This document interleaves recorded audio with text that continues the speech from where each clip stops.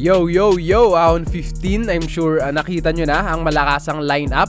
At habang nag-aantay tayo bilang pampainit ay eto, magbibigay lang ako ng personal takes and preview dito sa mga interesting matchups.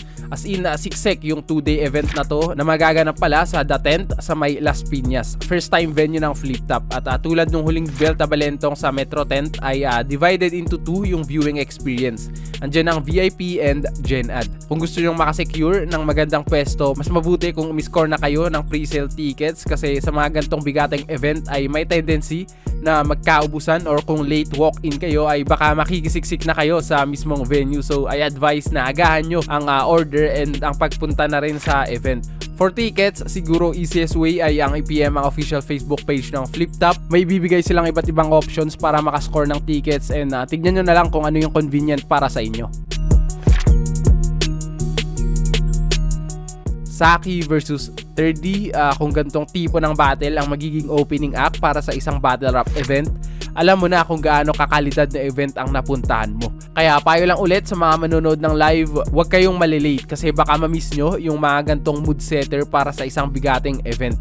Battle rap talaga ang bubungad sa atin dito kasi bukod sa clash of styles ang mangyayari ay pareho silang may malakas na stage presence kaya magandang enerhiya agad ang mararamdaman natin para sa unang laban. Siguro mas gamay ni Zaki yung performance aspect ng battle rap dahil sa experience na rin. Mas convincing siya para sa akin, kumbaga mas may character at style yung delivery niya.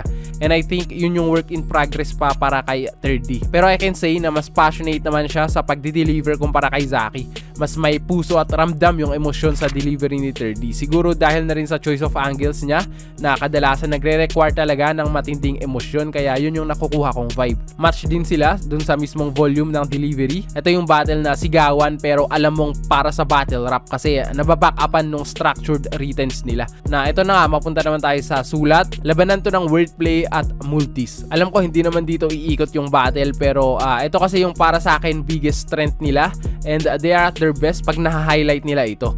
Yung mga innovative na multis ni Zaki laban dun sa mga extended wordplay ni 3D. Kung puntusan, mas pabor to kay 3D dahil relative sa punchline count yung wordplay pero pwedeng lumitaw naman yung lamang ni Zaki pagdating sa elegance dun sa overall writing dahil nga nakapalaman sa multis yung way of writing niya. So pwede rin pang cancel yun dun sa punchline count advantage ni 3D. Kaya tingin ko talaga ito yung mga battle na mahihirapan maka-pull away yung isa at nakadepende sa preference ng hurado yung magiging resulta.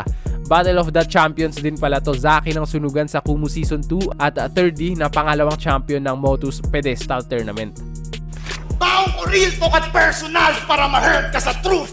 Baon mo, pambata na kantsawan sa aking verbal abuse. Iyong karir, matik magpa-flop pagkat wex at corny yan. Itong baliw sa akin babagsak ako yung mental hospital. Dahil walang reference sa sunugan. Tong combo direct. No need i-connect yung Kumu sa punches. Punches na mismo yung Kumu connect. Nagbanggit pa yan ng return of investment. Gago yan na mama. Pag ako bumanat, malahokay. Araw ay tatama.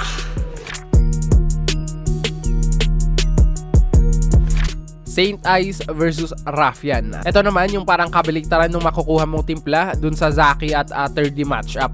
Na hindi man ganun ka-intense pero battle of finesse and swag naman ang hatid sa'yo ng matchup na to. As in, refined pareho yung skillset nila, may sariling style and parehong gutom din tong dalawa.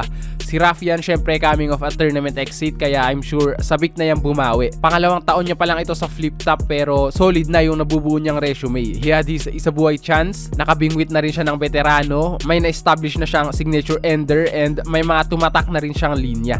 Si Saint Ice naman, he's looking to continue his comeback campaign na evidently successful, no? Kasi bukod sa dalawang laban niya sa Flip Top ay may 3 battles din siya sa Motus and 2 battles sa Rap Lines. Bale itong kay Raffian yung pang-8 battle niya ngayong 2024. Grabe yun kasi hindi lang mema yung mga performance niya dito eh. Never naging boring para sa akin yung mga battles niya kahit sabihin na nating mahaba yung rounds niya, di ba? Parang on a mission nga siya eh na i-break yung sinasabi nga nilang meta at maging standard setter na rin sa mga bago. Trip ko yung ganong principle niya sa battle rap. It adds flavor and variety sa mga napapanood ngayon.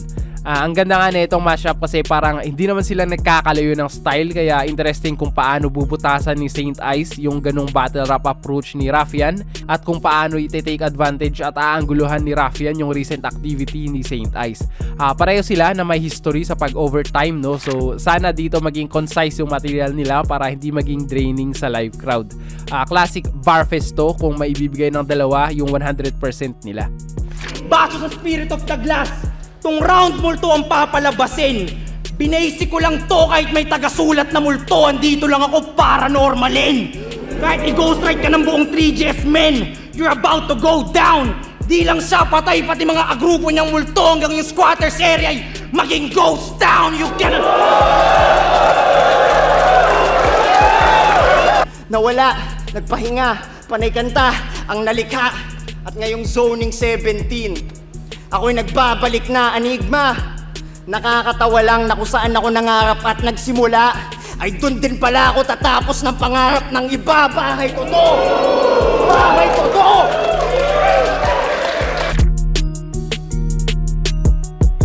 The newly crowned Pedestal 3 champion Mirage laban kay Manda Baliu na galing sa isang solidong performance nung nakaraang Vuelta Balentong.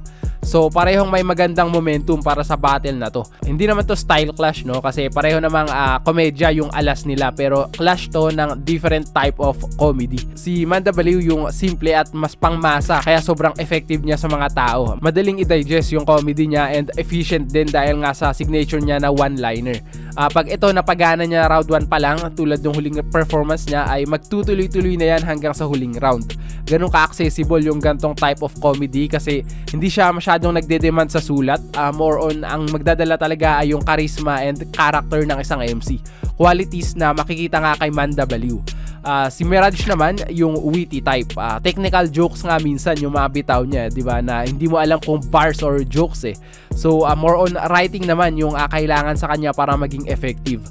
Siguro hindi pa niya na-establish yung ganong persona sa stage ng Flip Top, kaya medyo hindi ganong kinagat yung performance niya laban kay Katana. Pero sa mga battles niya sa Motus ay makikita yung difference pag close room. Siguro dahil na rin sa exclusive yung crowd nila ay parang lumulutang na siya yung may dominating aura. Master kasi yung tawag sa kanya and he's one of the most respected MCs sa underground battle rap scene. Yung challenge na lang sa kanya dito ay kung paano niya yun i-translate sa bigger stage.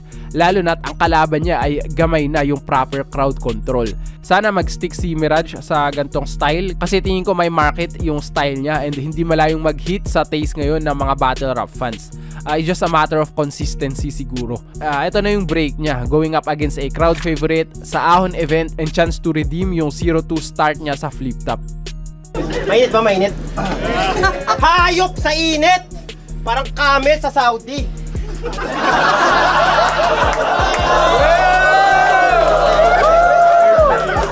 Kaso ayaw niya sa camel kasi si pare almighty.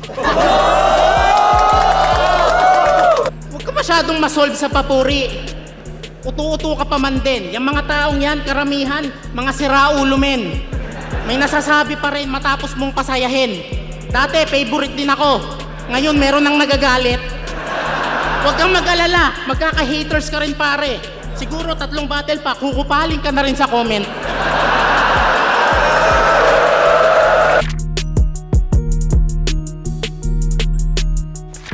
Ripley Topher versus Slack 1 K-Ram.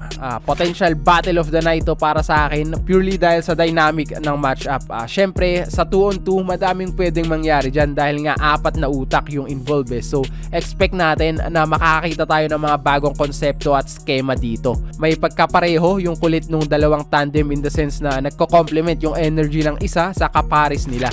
Para sa akin, ito talaga yung mga ideal 2-for-2 tandem eh. Yung tipong wala kang pwedeng sabihin na tagabuhat, walang umaangat, walang naiiwan. Yung talagang as team lang silang maglaro at alam nila yung role nila individually para mas ma-maximize na rin yung full potential ng kanilang tandem. Battle of chemistry yung mangyayari dito. Si Kairam at Slack1, alam naman na natin na capable to sa parehong comedy at technicalan, and I'm sure yun mismo yung ipapakita nila dito. Capable din tong dalawa na mag-showcase ng flow, and mas maganda lagi yung flow pag napupull off ng dalawang MCs dahil mas may variety sa tunog at mas smooth siyang pakinggan. Cripply at Topher naman, huling performance nila as duo ay noong 2017 pa. At ito na rin ang magiging comeback battle ni Topher after ang halos 5 taon na pahinga. Kita naman kung paano nakapag-adapt agad si Cripply nung nagbalik siya, diba? So tingin ko, hindi rin ganun mahihirapan si Topher mag-adjust dito sa pagbabalik rap battle niya. Ang ganda nga kasi mas naging magaan yung pressure dito sa comeback niya dahil sa setup ng battle. Tingin ko mas battle tested yung tandem ng Team Bicol, no? Kasi kahit dalawa lang yung naging 2-on-2 nila ay dihamak na mas naging memorable yun. Isang all-time classic na style clash against Team Gapo at isang napakadikit na 2-for-2 tournament battle laban kina Crazy Mix at Basilio. Ayun, kabang-abang to kasi hindi mo exactly alam kung ano yung makukuha mo except dun sa solid teamwork. Hindi natin sure kung magiging light and kulitan lang yung battle or mas mangingibabaw yung gigil nila or yung tipong may personal agenda sila, like kung looking for revenge ba si Kairam dun sa talo niya kay Cripply dati or kung motivated ba yung Team Bicol na ipakita na malaki pa yung agwat nila dun sa dalawa. Maganda to. Uncle, malakas kalaban nating halimo, kailangan nating mag-ingat. Jackie, wag ka matakot sa mga yan. Hawak ko lahat ng agimat. Wag ka matakot sa mga yan. Hawak ko lahat ng agimat. Talo naman natin sila wag lang tayong magpabaya. Kaya Jackie, Uncle, tapusin na natin to. Wapa! Ang gusto ko lang naman iparating dito sa dalawang adik-adik, naka-standard ang calculus sa flip-top ay may simple arithmetic. oo, ang flip-top ay parang karagatan na kung saan lahat tayo mandaragat na mas pinili niyong sumisit ng malalim kaysa gumamit ng lambat. Kaya wala kaming pake kung sa estilo namin marami sa inyong tutol. Di magiging nonsense yung linya ko yung gumuhit na may sense of humor. Tsaka kayo? Lipcram versus Sayad. Ito, napakagandang matchup. Feeling ko pwedeng maging toss-up to kung parehong A-game nila yung maghaharap. Kung usapang battle rap talent, si Lipcram yung pwedeng maging definition ng isang MC na well-rounded. At tingin ko, ito yung pwede niyang maging advantage sa battle na to. Ito kasi yung tipo ng matchup na pwedeng i-maximize niya ulit yung strength niya sa style macking. Although gasgas na yung ganung atake kay Sayad, diba? So siguro extra challenge na lang din kay Lipcram yung lagyan ng element of surprise yung gantong approach. I'm sure sasabay din naman sa purong teknikalan si Lipcram. Tignan natin kung paano magki-keep up yung sulat niya pag kinumpara sa isa may pinakamagandang pen game sa flip top. Ito pala yung pangatlong sunod na uprising na kalaban niya sa Ahon.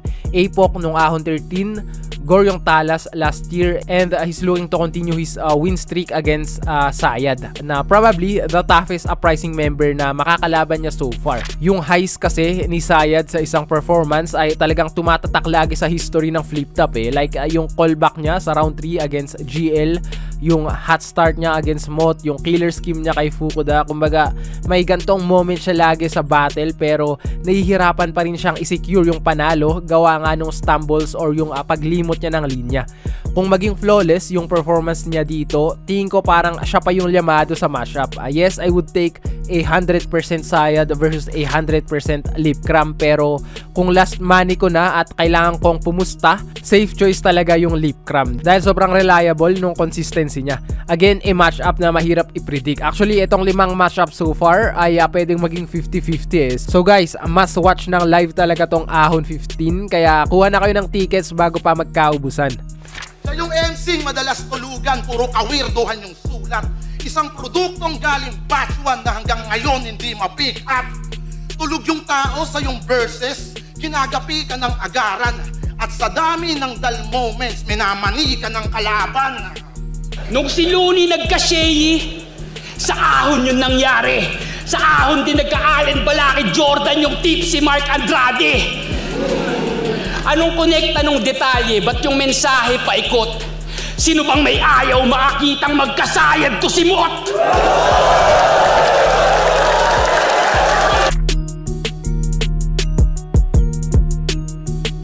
Shernan laban kay Pistolero.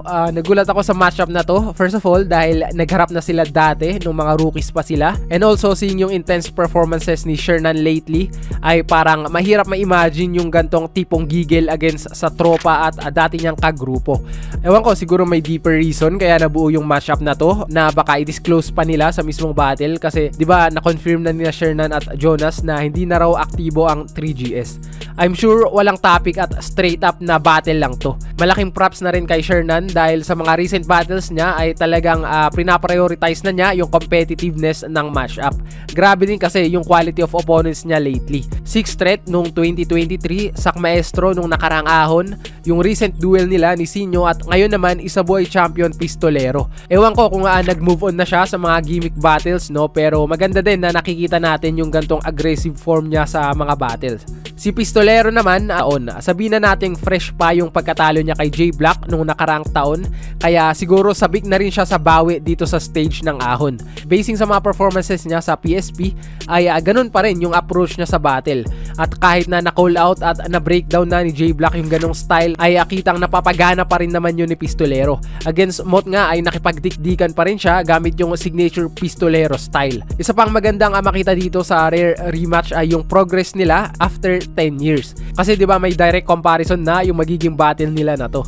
Magandang konsepto din yon dito sa mashup, yung kwento nung 10 years nila sa liga. Abangan natin kung paano nila i-address yon dito. Shernan, ikaw pa ba yan? Parang di na kita kilala. Nag-iba na ba ako? Nalimutan nyo lang na iba akong magpatawa. Parehas na joker sa harapan nyo, magkatulad ba? Never! Iba yung joker na Nicola Jokic dito sa hit. Ledger, mapara po sayaw. Obra ba? Di mo kaya to boy. Kaya ang gumiling ng gumiling, parang dito mo nagbaoy.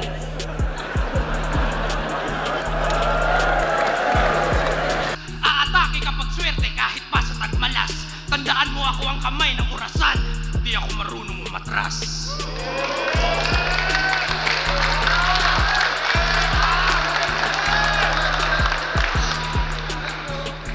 Siya daw ang kamay ng orasan, di siya marunong umatras.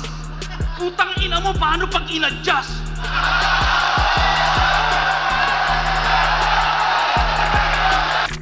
Tipsy D versus Fruz. Ito ang unang laban dun sa 3-way battle nila kasama si Mzite. Hindi ko muna i-discuss to ngayon. Reserve natin to para sa day 2 preview. Maganda kasi pag pinagsabay na yung tatlong battles para mas ma-emphasize yung concept battle nila. Kaya abangan nyo lang ang part 2 ng preview natin sa Ahon 15. Doon natin to pag-uusapan in detail pati yung buong dynamics nung 3-way battle.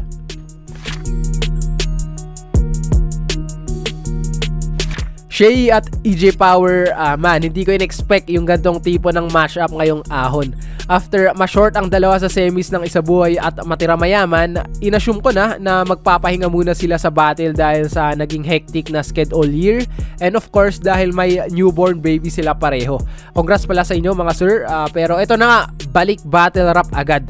Another ahon main event para kay EJ Power at ang flip-top comeback ni Shay after 6 years. Non-tournament battle to kaya less intense siguro kaysa dun sa mga naipakita nila lately, no, na talagang pang durugan yung atake nila. Dito feeling ko more on sa entertainment value and sa battle rap skills naman tayo mabubusog. Mapa sa dark humor man yan, sa mga unique point of view nila, or yung fresh overall style nila sa battle. Feeling ko din si EJ Power yung tipo ng kalaban na hindi basta-basta tatablan nung kupal moves ni Shay, diba? Tsaka malinis and safe din yung track record ni EJ Power kung sa line mac or style mac naman magre-resort si Shay. So kailangan talaga daanin to sa purong battle rap. Paramihan ng punchline, pagandahan ng sulat at patalasan ng performance sa stage. Also, historically, may a big difference yung performance ni Shay pag tournament at non-tournament yung battle. Dito hindi ko alam kung ano yung motive niya kung babattle lang ba siya para sa comeback and to entertain or naka-on pa rin yung killer instinct niya. Yan ang isa sa aabangan natin. Si EJ Power naman, yung huling main event niya sa ahon against Abra, nadali siya dun sa depth ng writing and hindi rin ganun naging enough yung charisma niya para makuha yung battle. So malaking tulong tong experience para dun sa awareness niya, dun sa mga gagana at hindi gaganang atake sa gantong high stake and main event type of battle. I'm confident na he'll make the proper adjustments dito kasi well calculated MC din talaga si EJ na na-prove lang nitong recent Isabuhay run niya. Dami namang may ayaw sa akin dyan. Okay lang, mayabangan kayo. Ibig sabihin yung role ko ay aking nagkakampanan. Kasi ako ang kinakakumpal. Nakikipandama. Ako ang kabida. Kaya aminin nyo man o hindi, pag nawala ako, hindi na exciting itong liga. Power trip ang aabutin ng kalabang loudmouth. Pagpaningin ko'y nagdilim at power ay nag-shutdown. Patay tong current every round, parang rotating brown out. Kaya anong panaman itong idol nyong umaasta na bida? Kung isang comeback lang ng power, buhay agad yung liga. Kaya